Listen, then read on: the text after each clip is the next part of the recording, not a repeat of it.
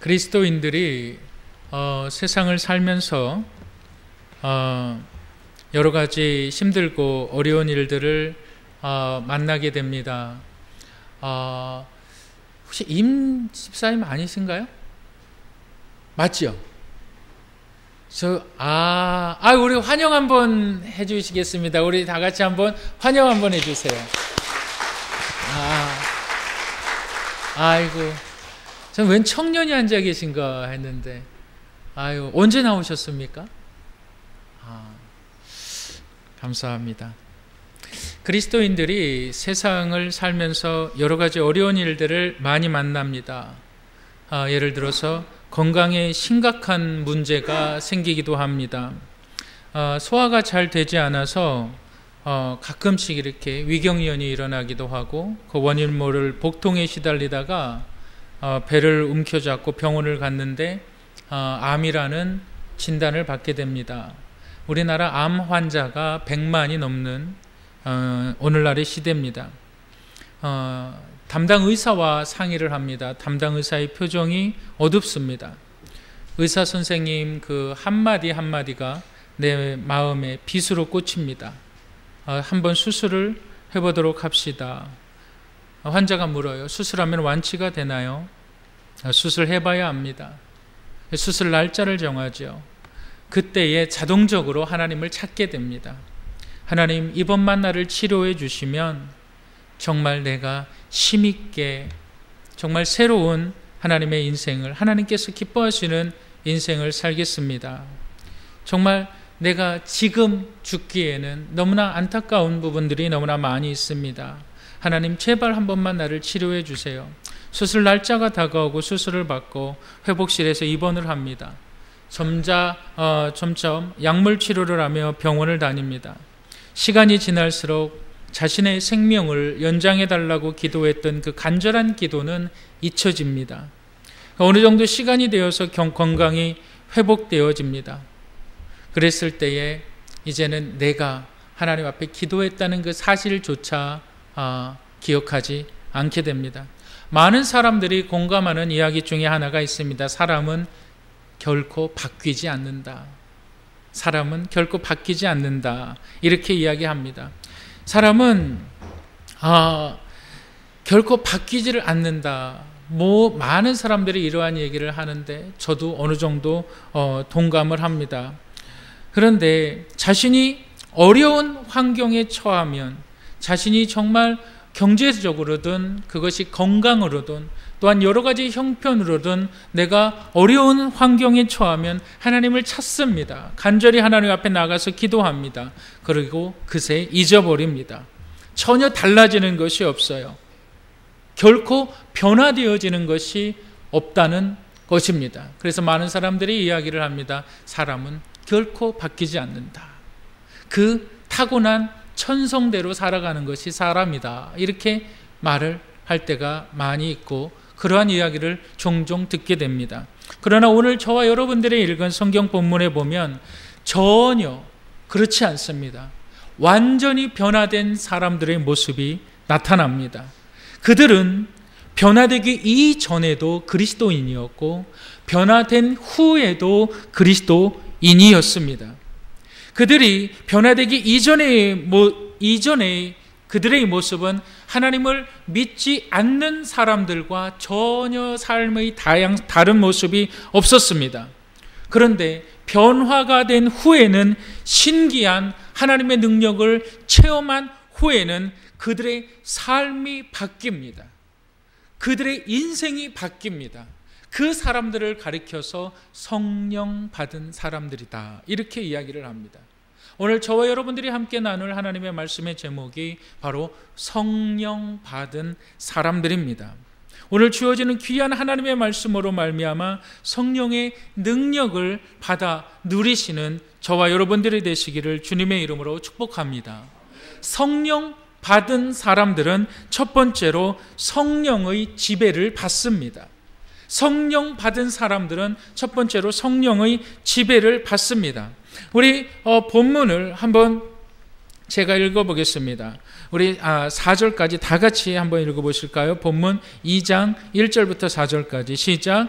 오순절 날이 이미 이르매 그들이 다 같이 한 곳에 모였더니 호련히 하늘로부터 급하고 강한 바람 같은 소리가 있어 그들이 앉은 온 집에 가득하며 마치 불의 혀처럼 갈라지는 것들이 그들에게 보여 각 사람 위에 하나씩 임하여 있더니 그들이 다 성령의 충만함을 받고 성령이 말하게 하심을 따라 다른 언어들로 말하기를 시작하니라. 본문을 바르게 이해하기 위해서 반드시 우리가 알아야 될 단어가 있는데 그 단어가 바로 2장 1절에서 시작되는 오순절이라는 단어입니다.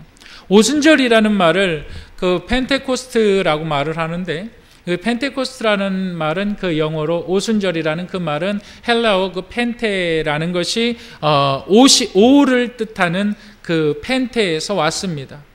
오순절을 우리가 반드시 알아야만 이 2장을 제대로 이해할 수가 있습니다. 여러분, 오순절이란 어떤 날일까요? 우리가 구약에서는 오순절이라는 말이 없습니다. 구약에서는 맥추절이라고 말을 합니다. 그리고 이 맥추절이라는 말이 신약에 와서 오순절이라는 말로 바뀝니다. 이 맥추절은 이스라엘 백성들이 첫 번째 거둬들인 곡식을 하나님 앞에 드립니다. 요제로 드립니다. 요제라는 것은 번제와 다릅니다. 번제는 태우는 것이고 요제는 제사장이 그것이 곡식이 됐던 나달이 됐던 첫 이삭을 제사장이 가지고 흔듭니다. 흔들고 나서 그것을 갖다가 함께 나누어 먹습니다. 이것이 요제입니다. 그리고 나서 49일 7주에 7번, 그러니까 7주가 지나면 49일이죠. 49일이 지난 다음 날 50일째가 되는 날이 바로 맥추절로 하나님 앞에 곡식을 드리는 날입니다. 그런데 정말 중요한 것은 이 맥추절이 언제부터 시작이 되었느냐? 바로 이스라엘 백성들이 애굽에서 출애굽되어서 가나안 땅에 들어간 직후부터 시작이 됐습니다. 여기에 영적인 의미가 있습니다. 이스라엘의 핍박을, 애굽으로부터의 그 노예 생활을 하나님께서 모세를 통하여서 그들을 구해 주십니다. 그들을 구출해 주십니다. 그리고 나서 그들에게 자유를 허락하십니다. 그들에게 새 땅을 허락하십니다. 그들에게 영원한 하나님의 백성이 되도록 그들을 나라 삼습니다. 그때 시작된 것이 바로 맥추절입니다. 이 사도행전 2장 1절은 이렇게 이야기하고 있습니다. 오순절이 시작이 되었다. 여러분, 이 오순절은 이제 예수 그리스도께서 십자가에 못 박혀 죽으시고 예수 그리스도께서 부활하신 사건, 그리고 나서 하늘에 오르셨습니다. 그리고 예수님께서 이렇게 말씀하십니다. 내가 너희에게 약속한 성령을 기다리라. 그 약속의 말씀을 붙잡고 제자들이 하나님 앞에 기도하기 시작했습니다. 그때 성령이 그들에게 임했어요. 그리고 본문 가운데 얘기하는 것이 뭐였냐면 성령의 충만함을 그들이 받았더라, 이렇게 얘기하고 있습니다. 성령의 충만함을 받았더라. 여러분, 이 말이 무슨 이야기입니까? 성령의 충만함이라는 것은 바로 성령의 지배를 받았다는 사실이에요. 성령의 지배를 받았다는 사실입니다. 누가요? 바로 120명의 문도들이요. 언제요? 바로 오순절 때요. 예수 그리스도께서 죄와 사망의 권세를 무너뜨리시고 부활의 첫 열매가 되어서 하나님께로 드려졌습니다. 그리고 이 하나님께로 드려진 예수 그리스도를 따르는 무리들이 이제는 부활의 열매가 되어서 하나님의 귀한 일들을 감당해 나아갈 수 있는 자들이 되었습니다. 그것이 오순절의 참된 의미입니다. 그래서 이 오순절에 이렇게 말을 하고 있습니다. 본문 4절에 보니까 우리 본문 4절을 다 함께 읽어보시겠습니다. 시작. 그들이 다 성령의 충만함을 받고 성령이 말하게 하심을 따라 다른 언어들로 말하기를 시작하니라. 성령의 충만함을 받아서 알아듣지 못하는 이상한 기도 소리를 했다는 것이 아니라 다른 언어들, 내가 말하면 다른 사람이 들을 수 있는 그 언어들로 기도했더라. 우리 한 장만 앞으로 좀 넘겨보시겠습니다. 한 장만 앞으로 넘겨보시면 사도행전 1장 8절에 제가 읽겠습니다. 오직 성령이 너희에게 임하시면 너희가 권능을 받고 예루살렘과 온 유대와 사마리아와 땅끝까지 이르러 내 증인이 되리라. 여기서 성령의 능력이라는 것이 그 듀나미스라는 헬라어인데, 이것이 성령의 능력이 어떠한 힘을 나타내는 것이 아닙니다. 성령의 능력은 성령의 컨트롤 아래, 성령의 지배 아래 놓이게 됐다는 사실입니다. 이것이 성령의 충만함이라는 거예요.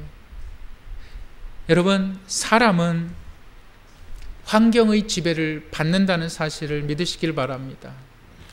요즘 제가 즐겨보는 것은 아니고 제 아내와 제 딸아이가 즐겨보는 드라마 중에 그 시그널이라는 드라마가 있어요. 그 시그널이라는 드라마 그 시편을 잠깐 본 적이 있습니다. 한 15분, 20분쯤 그걸 봤는데, 그 시그널이라는 그 드라마에 보면 시편의 내용이 이렇습니다. 연쇄 살인 사건이 서울 홍원동에서 발생을 합니다. 근데 그 사건을 해결해 가는 과정에서 범인을 추리합니다. 어떤 사람이 범인일까? 이 범인은 굉장히 섬세한 사람일 것이다. 그리고 이 범인은 심각한 우울증을 가지고 있을 것이다. 이렇게 범인을 추리해 나갑니다. 그도 그런 것이, 그 범인에 대해서 잠깐 그 드라마가 설명되는데, 그 범인이 어렸을 때부터 비정상적인 어머니의 밑에서 자랍니다. 어머니가 너 춥지? 내가 너를 따뜻하게 해줄게. 그러면서 여행용 가방에 아이를 넣습니다. 그리고 그 지퍼를 잠가버려요. 그리고 아이가 좋아하는 강아지를 엄마가 더 편안하게 해줄게. 그리고 나서 다리를 부러뜨리고 그 강아지를 비닐봉지에 싸서 죽여버립니다. 정상적인 가정이 아니에요. 그 가정에서 자라난 아이가 이제 청년이 되어서 어른이 되어서 그 어머니에게 받았던 영향을 그대로 사회에 표출을 합니다. 여성들을 유인해서 납치해서 그들을 살해하고 죽입니다. 여러분, 잘못된 부모 밑에서 폭력적인 가정에서 자라난 사람들은 폭력의 성향을 가지게 됩니다. 형과 누나, 형제 자매 사이에서 먹을 것이 없어서 정말 먹을 것 때문에 서로 먹기 위해서 티격태격하면서 싸우며 자라난 사람들이 있습니다. 어른이 되어서도 먹을 것이 있으면 먼저 집어서 자신의 가방 안에 넣습니다. 음식이 넉넉히 있어도 상관이 없어요. 내가 어려서 그렇게 자라났기 때문에 먹을 것이 있으면 눈에 불을 켜고 먼저 내 것을 챙깁니다. 환경이 인격적인 장애를 만들어 낸 것입니다. 한평생 직장에 다니던 분들이 정말 퇴직했을 때 정신적인 공황 상태가 옵니다. 평생의 직장이라는 환경 속에서 내가 지배를 받았습니다. 그 10년이 되고 20년이 되고 30년이 되고, 근데 직장의 지배에서 떠나가 버립니다. 직장의 환경에서 떠나가 버립니다. 그랬을 때에 내가 무엇을 해야 되나? 내가 앞으로 무엇을 해야만 하나? 여러분, 엄청난 이 충격에 사로잡힙니다. 여러분, 대부분의 사람들은 환경을 벗어나지 못합니다. 환경이 지배를 받습니다. 그런데 오늘 성경은 이렇게 얘기하고 있습니다. 너희들이 성령의 지배를 받아라. 이것이 성령의 능력이고, 너희들이 성령의 지배를 받는다는 것은 너희들이 하나님 앞에 기도할 때에 성령의 지배를 받게 된다는 사실입니다. 너희들이 하나님 앞에 부르짖을 때에 성령의 지배가 너희들에게 임한다는 것입니다. 성령은 외부로부터 내 안으로 오시는 분이십니다. 본질적으로 내 안에 있는 분이 아닙니다. 본질적으로 죄인들이 가지고 있는 성품이 죄의 성품이 아닙니다. 성령은 삼위의 하나님이십니다. 이 하나님의 영이 내 안에 찾아 들어옵니다. 내가 하나님의 이름을 부를 때에, 나의 죄를 낱낱이 하나님 앞에 고백할 때에, 내가 성령을 사모할 때에 성령의 능력이 나에게 임한다는 사실을 믿으시기를 주님의 이름으로 축복합니다. 여러분, 이러한 사람이 바뀔 수 있습니다. 변화되어질 수 있습니다. 우리는 이러한 사람들을 성령의 능력을 받은 사람들이다, 이렇게 이야기를 하는 겁니다. 두 번째로, 성령을 받은 사람들은 세상의 조롱을 받습니다. 성령의 능력을 받은 사람들은 세상의 조롱을 받습니다. 본문 2장 12절, 13절 우리 다 같이 한 목소리로 읽어보도록 하겠습니다. 시작. 서로 이르되 이 어찌 된 일이냐 하며, 또 어떤 이들은 조롱하여 이르되 그들이 새 술에 취하였다 하더라. 여러분, 이렇게 이야기하고 있습니다. 120여 명의 제자들이 각 나라의 언어들로 말하기 시작합니다. 이상한 소리를 내는 것이 아니에요. 각 나라의 언어들로 말하기 시작합니다. 그리고 나서 이 각 나라의 사람들이 그들의 언어들을 그들의 말로 듣게 됩니다. 그리고 나서 이렇게 이 이야기를 합니다. 야, 우리가 우리의 말로, 이 다른 말로 이 이야기를 듣게 되는데 이것이 어찌 된 일이냐. 9절부터 11절, 저희가 읽었던 9절부터 11절까지가 각 나라들, 여기서 보시기 바랍니다. 우리는 바데인과 메데인과 엘람인과 메소포타미아와 유대와 갑바도기와 본도와 아시아, 브리스기와 밤빌리아, 애국과 및 구레네에 가까운 리비아 여러 지방에 사는 사람들과 로마로부터 온 나그네 곧 유대인과 유대교에 들어온 사람들과 그레데인과 아라비아인들과 얼마나 많은 사람들이 모였습니까? 예루살렘에 무엇 때문에 모였어요? 바로 오순절을 기념하기 위하여 모였습니다. 수없이 많은 사람들이 모였는데 수많은 언어들이 그들 가운데 서로 이야기가 되어지고 있는데, 이 한 무리의 집단이 각 나라의 말들을 하기 시작하는 거예요. 각 나라의 말들을 하기 시작합니다. 그리고 나서 그들이 당황합니다. 이것이 어찌 된 일이냐? 도대체 이것이 어떠한 현상이냐? 자기들이 납득이 되어지지 않지요. 자기들이 이해가 되어지지 않지요. 그래서 그들의 생각해낸 그들의 해답은 무엇입니까? 저들이 술 취해서 술주정 부리는구나. 술주정뱅이로 오해를 당합니다. 영국 성공회의 수장이고 그 캔터베리 대주교를 역임한 그 로안 윌리엄스라는 석학 교수가 있습니다. 옥스퍼드와 그 캠브리지에서 그 신학을 가르치는 석학인데, 그가 책을 하나 썼어요. 그것이 뭐냐면 Being Christian이라는 썼어요. Being Christian. 이게 뭐냐면 그리스도인이란 뭐냐. 그러면서 그 책에 대해서 이렇게 얘기합니다. 그리스도인이 된다는 것은 삶의 4가지 원칙을 중심으로 사는 사람들이다. 그 4가지 원칙이 뭐냐? 첫 번째로는 침례고, 두 번째로는 성경이고, 세 번째로는 성찬이고, 네 번째는 기도다. 그리고서 이렇게 얘기합니다. 그리스도인이 된다는 것은 어떤 의미에서 무국적자가 된다는 것을 의미한다. 잠깐 그의 말을 인용해 보면 이렇게 이야기를 합니다.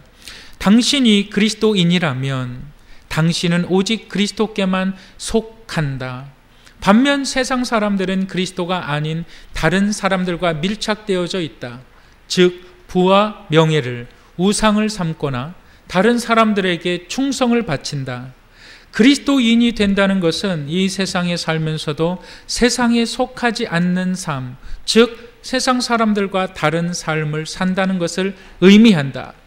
그리스도인이라면 모든 것들을 성경의 눈을 통해 보게 될 것이고, 그럴 때 그것들은 다르게 보일 것이다. 세상에서의 성공이란 권력, 영향력, 경제력, 명성 등을 의미한다. 그러나 기독교에서 성공적인 삶이란 하나님을 기쁘게 해드리는 것이다. 우리의 삶의 목적이, 우리의 삶의 방향이 달라졌다는 거예요. 우리의 삶의 본질이 달라졌다는 거예요. 하나님께 순종하기 위해서 노력한다는 거예요. 하나님의 말씀을 깨닫기 위해서 나아간다는 거죠. 예배를 통해서 나아옵니다. 기도의 자리에 나아옵니다. 여러분, 이러한 사람들은, 하나님을 기쁘시게 하는 사람들은 세상의 사람들과 충돌한다. 다툼이 일어난다. 싸움이 일어난다. 내가 왜 교회에 나가서 예배 드려야 하고, 내가 왜 찬양을 해야 하고, 내가 왜 내 아까운 물질을 하나님 앞에 예물로 드려야 하고, 돈으로 드려야 하고, 내가 왜 내 시간을, 내 정성을 내가 봉사하면서 하나님의 일을 해야 하느냐. 다툼이 일어난다는 거죠. 그래서 세상 사람들로부터 조롱을 받는다는 거죠. 아유, 저 미련한 사람, 아유, 저 바보 같은 사람. 여러분, 로마서 우리 한번 보시겠습니다. 로마서 12장 2절 한번 보시겠습니다. 로마서 12장 2절 우리 다 같이 한번 읽어보도록 하겠습니다. 앞을 봐주시기 바랍니다. 시작. 너희는 이 세대를 본받지 말고 오직 마음을 새롭게 함으로 변화를 받아 하나님의 선하시고 기뻐하시고 온전하신 뜻이 무엇인지 분별하도록 하라. 하나님의 선하시고 하나님의 온전하신 뜻이 무엇인지 분별하도록 하라. 왜요? 이 땅이 영원하지가 않기 때문에.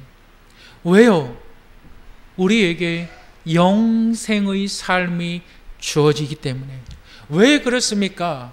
천국과 지옥은 분명히 있기 때문에.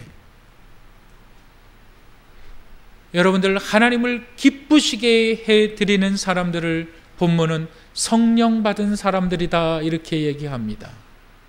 그들이 세상 가운데 오해를 받아요. 그들이 세상 가운데 조롱을 받아요. 저 미련한 사람, 저 바보 같은 사람, 시간과 정성과 물질을 다 드리는 바보 같은 사람.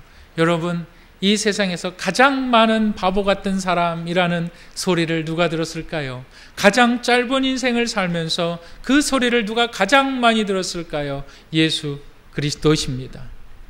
예수 그리스도께서 병든 자를 치료하실 때마다, 예수 그리스도께서 눈먼 자를 눈뜨게 하실 때마다, 예수 그리스도께서 오병이어의 기적을 베푸실 때마다 사회적인 지도층들은, 사회적인 권력가들은 예수 그리스도를 향하여서 뭐라고 이야기하냐면, 저 죄인의 친구들, 저 밥만 빌어먹고 살고 있는 저 죄인의 친구들, 저 죄인의 원수 중에 한 사람이라고. 누가 그를 비난했습니까? 가장 지식인들이 가장 탁월한 그들의 언변을 다 이용해서 예수 그리스도를 비난했습니다. 그들이 무엇을 몰랐습니까? 하나님의 나라의 임재를 체험하지 못했습니다. 여러분, 사람은 누구나 죽습니다. 시브리 9장 27절에 한 번 죽는 것은 사람에게 정하신 것이요 그 이후에는 심판이 있으리니, 이 심판을 면하는 길은 오직 주 예수 그리스도, 예수 그리스도의 십자가의 사건을 믿는 이유 단 하나밖에 없다는 사실을 믿으시기를 바랍니다. 죄에 대하여라 함은 저가 나를 믿지 아니함이요 심판에 대하여라 함은 저가 나를 믿지 아니함이요. 이 길을 피하는 길은 오직 예수 그리스도의 십자가의 부활의 사건임을 믿으시기를 주님의 이름으로 축복합니다. 이러한 사람이 은혜로 살아가요. 주의 은혜로 살아가요. 내 노동의 대가를 물질로 환산하지 않습니다. 주의 은혜로 살아가요. 여러분, 성령 받은 사람들은 세 번째로 하나님 나라의 비밀을 알게 됩니다. 우리 본문 11절을 한번 읽어보도록 하겠습니다. 본문 11절 한번 읽어보도록 하겠습니다. 시작. 우리가 다 우리 각 언어로 하나님의 큰 일을 말함을 듣는도다 하고, 본문을 좀 더 쉽게 이해하기 위해서는 본문 5절을 우리가 다 함께 읽어봐야만 합니다. 2장 5절을 한번 읽어보도록 하겠습니다. 시작. 그때에 경건한 유대인들이 천하 각국으로부터 와서 예루살렘에 머물러 있더니, 천하 각국으로부터 와서 예루살렘에 머물러 있더니, 천하 각국으로부터 온 사람들을 우리는 흩어진 유대인들이다. 디아스포라, 이렇게 얘기해요. 디아스포라란 말이 흩어졌다, 이 말입니다. 그 남왕국 유다가 바벨론에 의하여서 BC 586년에 멸망을 합니다. 그리고 나서 이스라엘 백성들이, 남왕국 유다 이스라엘 백성들이 세계 각지로 흩어지게 됩니다. 그들이 원해서 자신의 나라를 떠나간 것이 아니라 나라의 주권을 잃어버렸고 자신의 영토를 잃어버렸기 때문에 그들은 흩어질 수밖에 없었습니다. 그 흩어진 사람들을 갖다가 디아스포라라고 얘기합니다. 이 사람들이 한 곳으로 가서 사는 것이 아니라 세계 곳곳으로 다 흩어졌어요. 이 세계 곳곳으로부터 흩어진 사람들이 오순절을 맞아 예루살렘에 온 것입니다. 모인 거예요. 아무리 거리가 멀어도, 아무리 정말 며칠, 아니 몇 주, 몇 개월이 걸려도 오순절 때는 천하 각국의 사람들이 다 모이게 돼 있습니다. 왜 그럽니까? 그들은 유대인들이기 때문에. 유대인들이기 때문에. 집사님 좀 와서 좀 꺼주세요. 끄실 줄 몰라가지고. 핸드폰을 좀 꺼주시기 바랍니다. 여러분, 이 천하 각국으로부터 온 사람들이 거기에 다 모여서 예루살렘으로 모였는데 거기에서 이상한 소리를 듣게 됩니다. 그 이상한 소리가 뭘까요? 바로 이 흩어진 유대인들을 향한 하나님의 계획이 있다는 거예요. 이 흩어진 이스라엘 백성들을 향하여서 하나님의 위대한 계획이 있다는 거예요. 여러분, 그 계획이 무엇일까요? 바로 하나님께서 그들을 회복하실 것이다. 하나님께서 그들을 다시 회복하신다는 소리를 듣게 됩니다. 여러분, 제가 미국에 있을 때 섬기던 교회 이름이 디아스포라 교회였습니다. 디아스포라 교회. 비록 미국에 살고 있지만 미국에 사는 한국인들 가정에 가보면 대부분 뭐가 있는지 아세요? 미국에 살고 있지, 미국 날짜와 한국 날짜가 다르죠. 한국이 하루 빠릅니다. 미국에 사는 사람들 대부분 한국 사람들의 달력을 다 가지고 있어요. 미국에 살지만 한국의 달력을 다 가지고 있습니다. 그리고 나서 한국 명절이 되면 다 이렇게 동글동글하게 이렇게 표시를 합니다. 그것뿐만이 아닙니다. 한국 방송을 봅니다. 지금은 인터넷이 너무나 발달해가지고 한국에서 방영한 것을 뭐 1시간, 2시간 후면은 미국에서도 인터넷을 통해서 다 볼 수가 있습니다. 또 오락 프로그램 뭐 그런 것들을 많이 봅니다.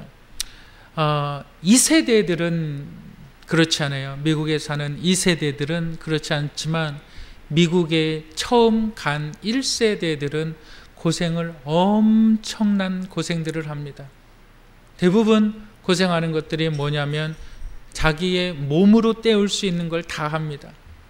청소하는 일 다 하고, 세탁소 일 다 하고, 그로서리 식품점 그런 데 가서 정말 엄청난 하루에 24시간 아니라 거의 36시간 정도의 그 노동의 일을 합니다.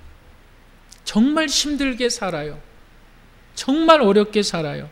그런데 그분들이 미국에서 사시는 그분들을 보면은 이런 분들이 많아요.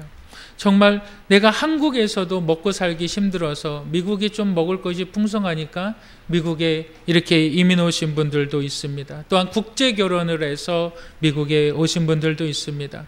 또한 한국의 여러 가지 어려움을 피해서 미국으로 도피차 이러한 오신 분들도 있습니다. 각자 형편은 다르지만 그들이 바라는 것이 있어요. 여러분 뭘까요? 한국에 가서 묻히고 싶다 이거예요. 내가 죽을 때는 내 고향에 좀 한번 가보고 싶다. 여러분 그겁니다. 여러분 미국에서 소수민족이 받는 고통은 참으로 심각합니다. 당해보지 않은 사람은 그 고통 잘 몰라요. 단편적인 예로 전자제품을 하나 사도 전자제품을 하나 사도 설명서가 영어로 되어 있고요, 스페인어로 되어 있고요, 중국어로 되어 있고요, 일본어로 되어 있고요, 프랑스어로 되어 있고요, 한국어로는 없어요. 한국어로는 설명서 하나조차 없어요. 여러분 왜 그런지 아십니까? 우리끼리 있으니까 우리나라가 좀 대단해 보이고 우리나라가 좀 힘있어 보이고, 아니요, 유럽만 가보세요. 한국이 어느 나라인지도 모르는 사람들이 태반입니다. 한국이라는 나라가 굉장히 성장한 나라 같지요? 우리나라 뉴스만 보니까 그렇지 않습니다. 그 가운데 멸시와 천대를 받습니다. 키는 작지요, 몸매는 조그맣지요, 얕보지요 사람들이. 여러분 다른 나라에서 산다는 것은 참으로 어렵고 힘이 든 거예요. 정말 어렵고 힘든 거예요. 다른 나라에서 산다는 것은 우리 자국민에서 사는 사람들보다 2배 이상의 정말 어려움을 감당하고 있다는 사실을 믿으시기 바랍니다. 바로 이 상황 가운데 있던 사람들이 바로 흩어진 유대인들이었어요. 그들이 예루살렘으로 모였어요. 뭐 때문에 모였을까요? 오순절 날을 기념하기 위해서 모였습니다. 함께 잔치에 참여하고 하나님의 크신 과거의 역사의 일들을 내가 보기 위해서, 참여하기 위해서 모였단 말입니다. 근데 그들이 이상한 소리를 들어요. 하나님의 큰 일들을 듣게 됩니다. 이제 하나님께서 너희를 구원하실 것이다. 모세를 통하여서 이스라엘을 애굽의 손에서 구원하신 하나님의 그 큰 역사가 이제 디아스포라 너희에게 임할 것이다. 이제 하나님을 찾는 백성들에게 하나님의 구속의 사역이 임할 것이다. 이들이 이 소리를 듣게 됩니다.